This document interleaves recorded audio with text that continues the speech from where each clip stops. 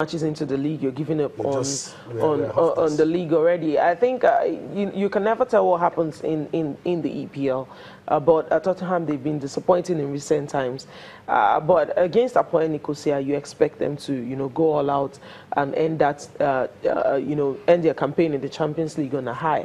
Winning the league where you have Real Madrid and Borussia Dortmund, there's no other morale booster for players better than that. Knowing that you've bettered Real Madrid and Borussia Dortmund, who have previously been finalists in the competition. So for me, I think for that, they should pick courage from that. If they can replicate their Champions League form in the EPL, it might be good for them. But then, going a little bit backwards to Manchester City, they're not necessarily in the best of form. They've been struggling in the last 3 weeks. Yes, they just scale through, which is a good thing. Some teams actually want that kind of struggle. Yeah, yes, it's true. It's true. When teams struggle like that, they drop points. But Manchester City, they've always found a way to scale through. So Shakhtar Donetsk might actually fancy their chances against the City side that they concede goals. Yes, they score, but they are not scoring as much as they used to and not as fluidly as they used to. Those passes are now beginning to fall short. I don't know if it's the players or maybe defenders are beginning to find them out. But that's it. I think Manchester City, they need to find a plan B. Plan B. Fast. Well, I love that kind of struggle, as I said earlier. Then let's listen to Mauricio Pochettino. Now, the poor form they're having in the English Premier League, he doesn't want them to take it into the UEFA Champions League when they face Apoel Nicosia tonight. No, I think we are focused on this game because it's so important to win. It's so important to finish well in Champions League. And it's so important to build again our momentum that is the most important now. Like a team, we need to build another good moment, and it's a good opportunity to play well, to finish well, because I think it was fantastic, our group stage in Champions League, and we deserve to finish fair, but I think the team deserves again to build the momentum, and only winning games, we are going to build again our momentum. Yes, we are going to rest some players, of course. We are going to rotate the starting 11, but Dele is going to play. He missed 3 Champions League games because he was banned, and I think he needs to play, and he's fresh to play. Yeah, he's got fresh players, he got some to play, but then Spurs are 6th in the log, 18 points behind Manchester City, that's the leader. So, as you said earlier, maybe the Champions League might just be redemption for them. That's what Yemi said. But do they have the team in the Champions League? Well, we've seen an FC Porto side without the best of players, go all the way to win the Champions League. They're also doing very well in the league. Yeah, but then it's a cup competition. Anything can happen in cup competitions. But then it's a little bit dicey when you put all your eggs in that basket, because there's a possibility that if you don't end up winning it, you're not coming back the next year, which is like 2 paces forward and 5 paces backwards for me.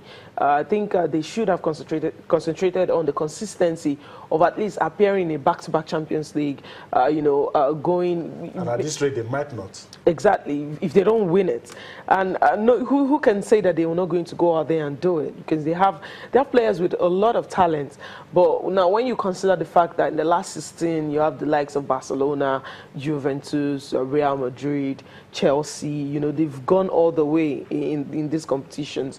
Of course, Paris Saint-Germain will be trying to get their way too. So for me, I think I don't know what the decisions behind it might have been.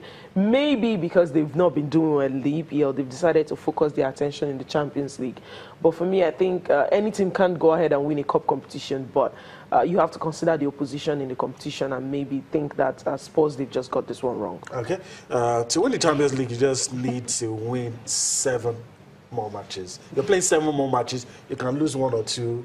Don't lose in the final, and when you lose 1 leg, and sure, you can't lose 1 or 2, because if you lose 1 or 2 by scandalous goals, then you're out. Yeah, that's the lighter side, though. Okay. But Pep Guardiola, let me allow you to have your say. A lot of people say champions in waiting. I think it's too early, though. Is it? They say, look, they're going to break all kinds of records this season.